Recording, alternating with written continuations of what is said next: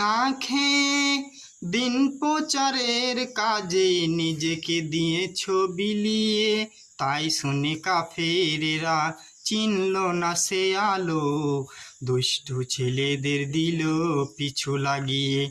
খেয়ে না খেয়ে দিন প্রচারের কাজে নিজেকে দিয়েছ বিলিয়ে, তাই শুনে কাফেরেরা চিনল না সে আলো, দুষ্টু ছেলেদের দিল পিছু লাগিয়ে।